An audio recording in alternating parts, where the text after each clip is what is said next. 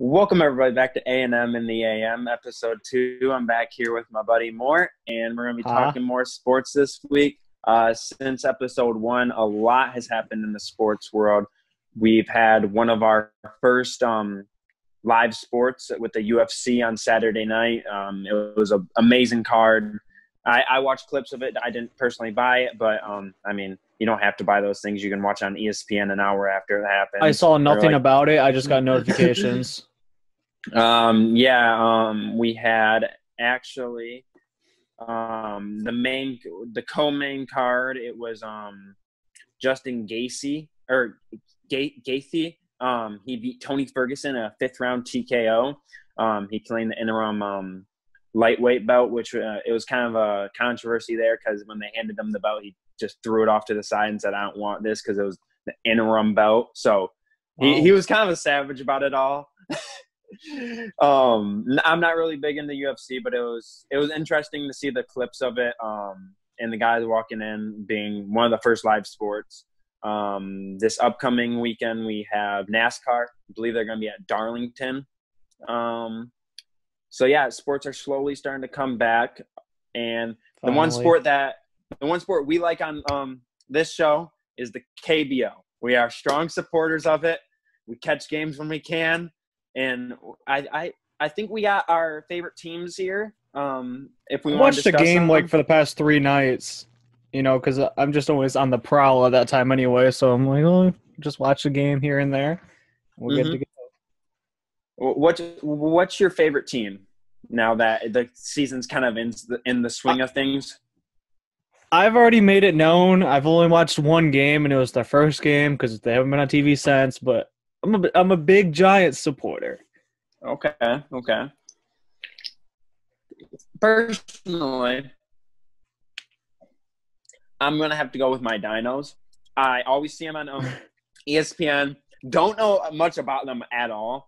But I'm pretty sure they just got torn up a few games ago, but it's all right. They're the second best team in the league. They're 5-1. I'm liking the Dino. I think let me see. I think I forget who's on the Dinos. One of the let's see right here, pitchers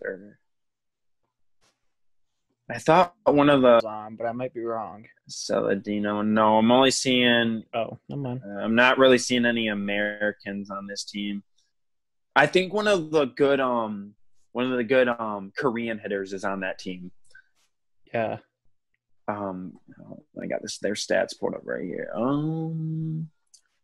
Yeah, Park Sok-min. He's one of the better hitters in the league. He had a multi-home run game, and I believe the second or third game this season. But but talking about hitters, in your opinion, because it's been interesting to see how well these guys hit and against the pitchers and everything. And are we seeing the Korean guys kind of have success, or the Americans? In your opinion, who's the best hitter in this league so far? I've already made it known, but Dixon Machado's the clear favorite to run away with whatever form of MVP they have going on there. In 6 games, my man's batting .348 with a .400 on base percentage and a .783 slugging percentage. He has 3 home runs and 10 RBIs. And by the way, those 3 home runs are more than he ever hit in the major leagues. So I'd say he's doing pretty well for himself. Okay. I like Dixon. He was good. He was shining in those first couple games there. But I have another guy. Sleeper for MVP. We got Jose Fernandez. He plays for the Doosan Bears. Don't know where he came from. It looks like he's 32 years old. His debut in the Korean League was last year. He's hitting .577, leading the league. He has 15 hits, leading the league. He has 1 home run, 4 doubles, and he has 6 RBIs. And then there's the other stat that he was leading the league in. He has a 500 .93 on base percentage, which is leading the league. Okay, we're back. Sorry, we had some recording issues that cut out there, but I don't remember where we left off. But overall, we think I believe the KBO has been a success on ESPN. It's getting views. I know you're even watching it on Twitch, and you're saying that a lot of the viewership is very high. Actually, I can't watch on Twitch anymore because after that first game, they region locked it, and you can't watch it here anymore. So I've only been able to watch that one game that ESPN shows a night. And even then, I have to watch it on mute because their commentary is horrible. It's like Sunday Night Baseball and Joe Buck had a baby. I wish. Oh, imagine if they brought Joe Buck on there. He would be so confused. It would be like, and a home run. I don't know how to pronounce that guy's name exactly, but yeah, he hit a home run. It's too early in the morning for him. He's probably not even awake by then. Yeah, you're right. But with KBO, I feel like for now it's been a good replacement for the MLB. And hopefully the MLB is going to be back soon. There's been, over the past week since our last episode, there's been a lot of talks. I know they had their meeting today with it was the league and the Players Association, correct? Yeah, the owners and stuff. They took their they the league took their proposal to the Players Association, and it's a real toss-up. From what I've heard, it's not a pretty situation because the owners want it to be 50-50 for the revenue share.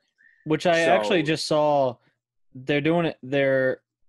I don't know if it actually did get proposed because I knew that it was going to be a lot of hate. So I don't know if they actually put it in there today, but I did see that during the spring they had given a proposal to the Players Association about lowering the contracts and stuff even then. And they had agreed to it, and now they're trying to lower it even more, and that's why the players are mad. That was something they agreed to. I remember that. I don't remember how much they were lowering the contracts, but I do remember the players took a pay cut in the spring, like when all this started, and because they're all kind of at a grill, they're like, okay, it makes sense for us to take a little pay cut here. We're not playing the start of the season, but now the owners want to go 50-50 on that revenue share, which would cut their salary down even more than they did the first time, I believe. I don't know the exact number. I can't find it anywhere, but yeah, I couldn't either. But the proposal they brought to the table was 82-game season beginning the weekend of July 4th, a universal DH, so each league, the AL and NL, would both be using a DH, which I agree with. I like that idea to kind of give the pitchers – it would definitely – pitchers, I feel like, would be able to go longer in the NL. They would just use it as an experimental year, like everybody else is saying. Like, just get what you can out of this year. People already wanted a DH anyway, so it's an experimental phase for them. And also they can try, like, some other rule changes and other things because they already have the 3-batter minimum coming in. This would just be an experimental year for that, too. But I feel like the only hate that universal DH is going to get is from the boomers, you could say, the older people, because they grew up with, you don't have a DH. If you're a pitcher, you're hitting no matter what. Like, so I feel like that's the only hate they'll really get is from the old folks of the game. But moving on, we have a 14-team playoff, which I agree with. I feel like it should be expanded. Yeah, that'll be interesting. The playoffs are too small. I feel like there's always really good teams that get cut out of the playoffs that could easily probably make it to the at least the championship game or the division, the conference championship, whatever it's called. That's just, for me, just my thought on that, though. Since I'm known for hating the Angels, that just gives them a better chance to make it, and I don't like that part. But otherwise, I like the idea. I just don't like the fact that the Angels could possibly slip in there and we have to see See, the everybody slob around Angels. like Trout. See, I feel like the Angels would make it anyway this year, especially Rendon there. I feel like They they would can't have pitch made the it to ball the for them, playoffs though. anyway. I mean, Otani, we'll never see what it would have been like in a full 160 game season, but I feel like they would have made it anyways. Mm-hmm. And then this next part of it, I'm still kind of confused about, but it says use home stadiums. Each team would be using their own stadiums, but they must have local and state government approval. So I'm wondering if that means they would be traveling. Yeah, I'm still. It doesn't give specifics on it. It's very kind of like cut and dry. Like use home stadium must have local and state approval. It's weird kind of. That's because they're still talking. It was in the proposal today, I guess, that how we had seen those 14 teams, 3 divisions. It's because of that. They'd be traveling, so they'd be just traveling to those certain teams that are in their 3 divisions. So would they be doing? They'd all be centrally located as it is. I know we talked about this in the Bud podcast, the MLB video. Are they going to be doing that 3-team or that 3 divisions? That's what they're looking at for that. That's why they would all play at their own home stadiums. Okay. See, I like that idea. I just give a new kind of. They're obviously not going to go forward with that. They're going to go with the two leagues still, the AL and the. I don't know. If they're gonna really mess around with things and experiment this year, I think they can do it, and I think it would just offer just a different feel to the game. No, I know they're gonna do it for this year, but then after this year, they're definitely just gonna probably. Oh yeah, they'll go back to normal. Yeah, they're gonna go back to normal. I feel like it's just the this year type of thing, just to get things moving and stuff. But overall, I like this proposal except for the 50-50 split. I don't feel that it should be a 50-50 split. I feel as though it should be a 70-30 split because these owners don't need that much money. They're already billionaires. So them taking over 50% of the shared revenue is way too much. I know MLB is losing. They came out with a numbers chart today. They're losing over $3 billion in shared revenue from this season being cut in half, basically. I think the owners are seeing it as a thing they can take advantage of the TV deals because obviously everybody's going to be watching it from home and they'll have all kinds of TVs wanting to pay and then people will be buying MLB at bat and everything else. So I see what they're trying to capitalize on, trying to get that money, but I mean, yeah, at the same time, just give it to the players or because in all reality, whatever. I feel like all 82 games for each team are going to be televised more than likely. Yeah, they should be. Yeah, I feel like they're going to be because you're going to get that. Even if like you're the Orioles, the Tigers, you're going to get those fan bases watching because the 5 people that don't go to the game are going to watch it on the TV. Because like if you could do all of the ESPN channels could have it. You could have Fox, like your local Fox would have the local team, and you could have Fox Sports 1 having one, and there's another one I think. Like maybe I don't know if CBS want to get in on it. I don't think, but maybe unless they saw a lot of money in it. But I feel like you could have a lot of different options to be watching it on TV. Doesn't TNT do playoffs? I feel like they do the playoffs. That or TBS. It's TBS. That's what it is. TBS. They do the playoffs, so they could easily hop in on possibly doing a couple games a week. Mm-hmm. But it's definitely it's going to be an interesting situation there. That I think it as of right now with what we're hearing, it could turn out very, very messy for both sides. I just hope something happens where they're on a field playing. Yeah. That's really all. Especially for the older players, they're missing a season that they were all expecting, and now they're going to just age for no reason. You might not get that. This could have been a lot of players last season. It's like you get Miguel Cabrera coming back in the best shape possible and just wasting it. Yeah. In the year that he could have hit 500 home runs and 3,000 hits, but whatever. Yeah. Well, another very messy situation that was unfolded this week was the Zion Williamson case. His Yes. market advisor from college came out and said to come to Duke. They were paying him. He was getting paid to use Nike and or Adidas products.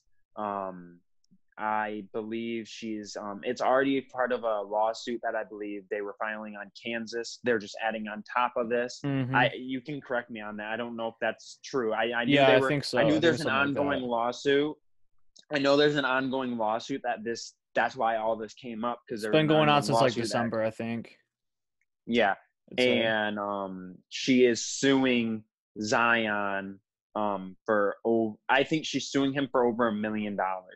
Yeah, she's And suing. I mean, no, he sued her first to break the contract with her agency, but now she's going back at him. Yeah. Yeah. And she's basically she's publicly came out multiple times, and she's trying to force Zion to admit that he accepted money to go to Duke. Yeah, And it's and and in all actuality,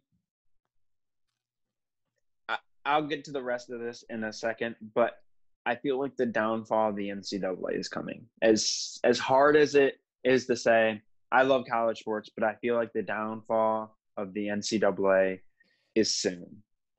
it could be.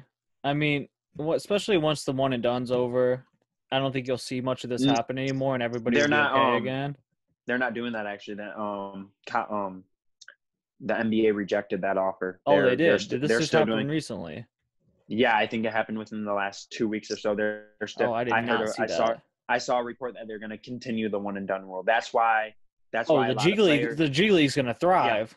that's why a lot of players are. That's why you saw Jalen Green, Mm-hmm. Don't say Isaiah it. Todd. Just That's why you. Yeah, that's why you saw them commit to the G League, because the one and done rule got cut out. I mean, I know that's not why they did it, but I think it was soon before that or soon after that they came out with the one and done rule was still going on.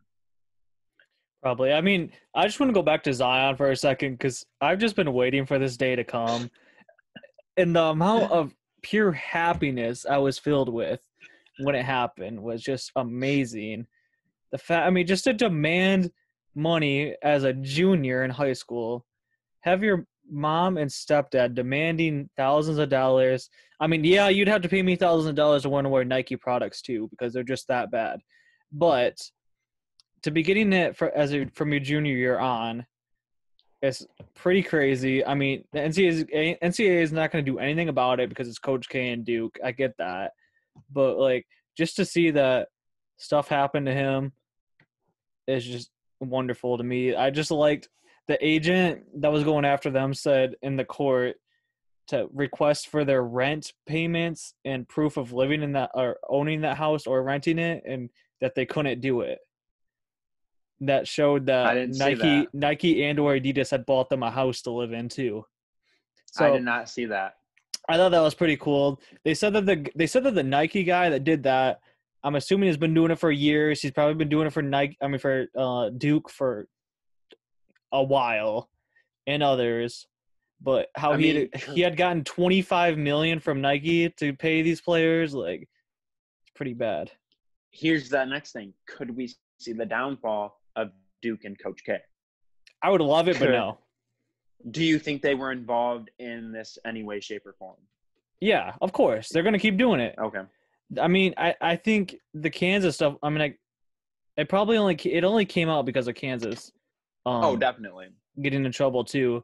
The fact that they were even a part of this is kind of crazy, but I don't know. I just liked how all of it happened. I like that it's not all done yet. Obviously, it's not going to affect him in any way, but I just was happy to see it. Okay, so here's the next thing. It ties into all this money and everything. Everybody, all these college players getting paid. Obviously, the ruling came out by the NCAA in the 21-22 seasons. They will start paying their players for their likenesses and jerseys and stuff like that. It won't be a big check. I think it will kind of be just a check like Here's a couple thousand a month. Yeah, Like, get I you was by. telling somebody the other day, I was thinking like max 10 to 15,000 because a A lot of the year? players are only there for a year anyway. How are Yeah. you going to spend 15,000 in 1 year at school? And because they already get free gear and everything, they already get all that. So it's not like I mean, And you're most, traveling the country. Like even in some cases you're traveling to another country. and most of your food gets paid for, if not all of it. The only things you really need money for are like, you want to buy like a gaming system, a TV, like extra clothes, maybe a plane ticket home to go see your parents on break. Yeah, you don't need to be Most of these buying guys, houses and cars and stuff. Like yeah.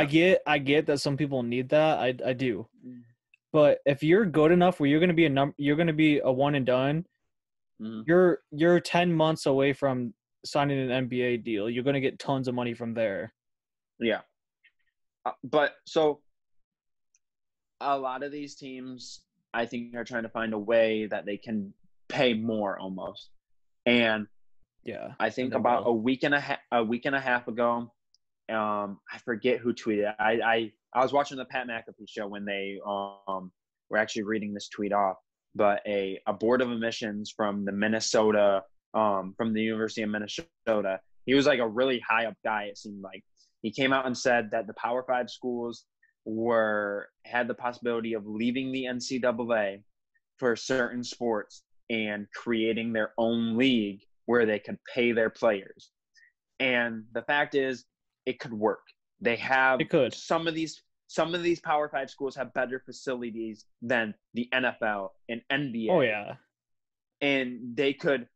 And what I saw is that they would realign, and you could see Alabama playing Michigan yearly. You could see these big teams, and scouting would be way different, and it would just be a very interesting dynamic. And it would bring a different farm system to these leagues. It would be like a mini G League because you would only have like a certain amount of them willing to do that. You'd have all the top talent there.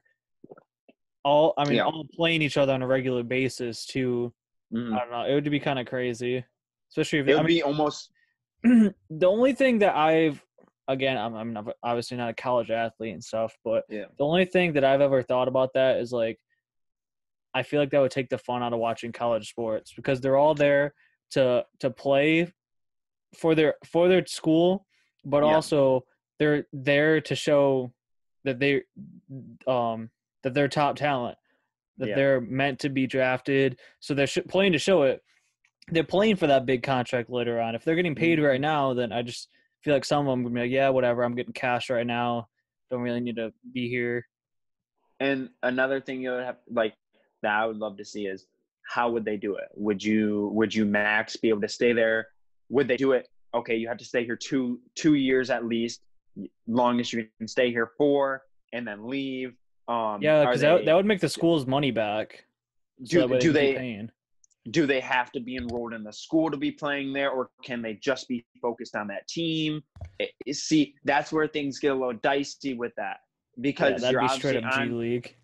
You're on school campus, but do you have to be going to that school to be able to be on this team, or do your grades affect you being able to play on this team? Which I saw no, because the whole reason this is being created is because a lot of these teams are trying to find ways around like ineligible players. Yeah, a lot of the top schools, a lot of the top schools like Duke and other places, they don't even, I'm sure, make their players go to class or do anything. Like, they have somebody doing it for them. But like other schools, it's like they take pride in you being a good student and being a good athlete. Yeah, like Alabama. I could have gone to Alabama. Yeah, I had a 2.5 GPA to get in that school. And that's praised as a top SEC school. It's not that hard to get into that school. Just not going hating there, on falling Alabama. asleep. Actually, that means I would have. I think. I don't want to expose myself, but I might have slipped in there a little bit. Yeah, yeah. I think I might have slipped in there barely. Not saying I'm a med student, but I'm better in college. But not hitting on Alabama, but these top schools make it so your GPA don't have to be good, so these players can get in there. These top flight players can get into their school. They can get these 5-star ranked athletes in there because they obviously were probably too focused on football in high school to do much work, but they were able to get by. Mm. Yeah, I mean, I I would think that if they do that, they got to keep the fact that you're out of school, you got to do schoolwork. Yeah, you're still going to lose players to the G League that way, but Mm. like at that point, you're just basically a professional team with on a school campus. See, now I want to talk a little bit more about the G League. Do you think the G League is going to start taking over college basketball and viewership wise? Maybe like live, but I don't see people wanting to watch G League on TV, especially if it's if until I don't think it'll get filled with like the top young talent because it'd still be like a bunch of randoms playing around against them. But maybe like watching in person, like you live close, like Mm. you know, this top player in the country is playing. I'm gonna go watch him play against these scrubs like he did in high school. Okay, see now this brings another fact in. In 2 years, a guy that has played around here, we've gone and seen him a couple times. He plays against our old high school. Imani Bates. He's the #1 high school prospect in the country. No classes counting. They're counting him as one of the best high school prospects of all time, better than LeBron James. Do Most you hype think he since goes the LeBron G League? too. Yeah. Do you I think he goes the think G League route? I don't think so. I don't know. I'd have to wait like one more year to say for sure, but I still think he's going to college and he's going to Michigan State if Izzo's still there. He's getting a bag to go somewhere in college. I know that, and it's unfortunately probably Michigan State still. I think he goes the G League route. He could, especially if it changes more and they start looking like a better option. He for sure Which could. I feel like in a couple years they'll start paying more. Right now they paid Jalen Green. I think his minimum was 500,000, but Yeah, the amount of sponsorships he's gonna get, he's gonna quadruple that number right there. He's probably gonna close almost 5 million, maybe more in sponsorships. yeah.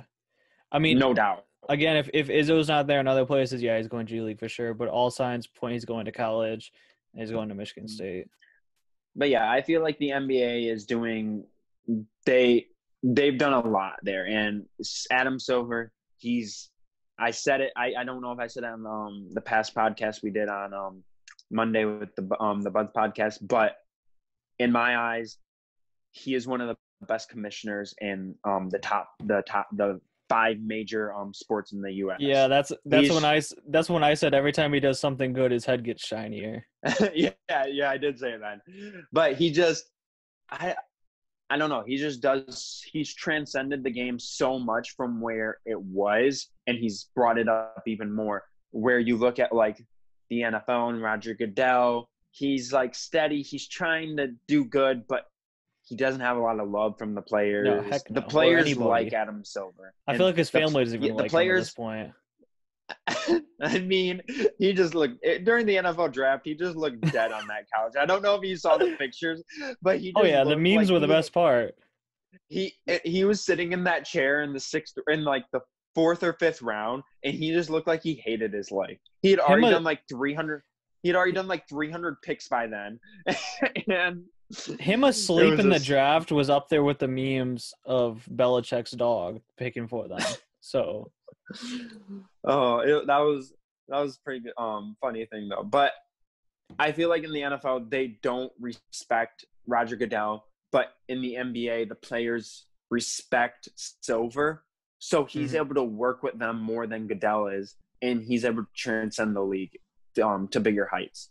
And I feel like doing this G League thing, he definitely is, because I feel like if Goodell would have helped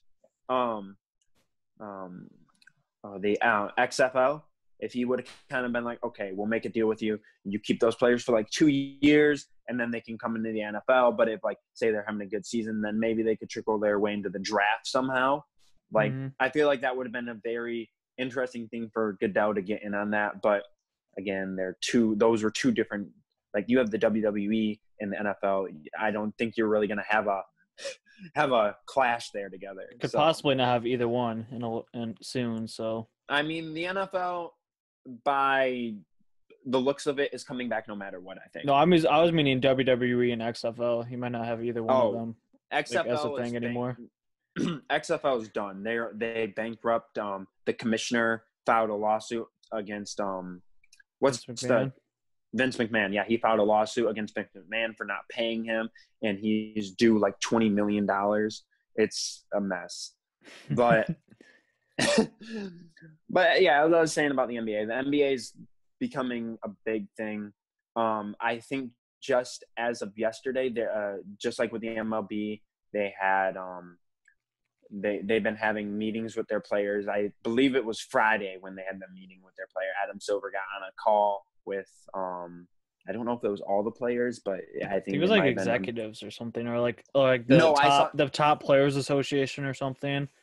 It was probably like the players association, like Chris Paul and like people like that. That are members of the players I think it was the group that they tweeted out today. It was like Chris Paul, Lowry, Dwight Powell, which I still don't get why Dwight Powell's there, but it's kind of random. He probably has a good mind or something. Yeah, somebody said he went to Stanford. Like, I guess that helps. Yeah, he did, I think. It was Chris Paul, Westbrook, Tatum, Lowry, and Dwight Powell. Yeah, so that's probably who was part of that call on Friday, but they talked about where they want the league to go, when they want to start. And then just today, I actually posted on our Instagram, they the NBA Players Association, the regional representatives texted each individual player and said the one question, where do you want to play the season? Yeah, they responded yes or no. Yeah, they said, do you want to play the season? It was a yes or no answer. And that they're just going to take the vote from there. I think they sent it to 400 plus players. They were trying to get every single player involved in it to see where people were going. And I believe they're going to say yes, for the simple fact of Dan Orlowski said it best, though, on First Take. This was about NFL players, but it can assess the NBA. Older guys want to play. They don't know when that next paycheck is going to be. Even these younger guys, they don't know when that next paycheck is going to be. Their next game, they could have an Achilles tear. Their career could be over. So I feel like they'll say yes just to get that paycheck, even if it means risking having to be away from their family for 4 to 5 months. I feel like they'll do it just to get that paycheck to support their family. And if they get injured, they'll still have that paycheck, and then they can continue to grow it throughout their life if somehow they get injured or something like that. And they know that people want something like that, like for distraction or entertainment, and that they should want, like, a lot of them feel like they need to play more than ever just to help people out there that want to watch them. Like, I saw how all of like the top 10 players in the league for basketball all got in a call today and talked about it and all agreed that they want to play too. So like that's just good reinforcement to back that they want to come back. Yeah. So I hope over the next week we hear more about the MLB. Hopefully that situation clears up. Hopefully I kind of want to see the votes for the NBA. See who said, or not see who said it, because they said it was unanimous. They said whoever said, I was gonna say the few individuals that said no were gonna get roasted. So yeah, but they said it was what's the word? Unanimous. They said it confidential. They said it was confidential. They said it was confidential. Nothing would be released except the numbers, probably.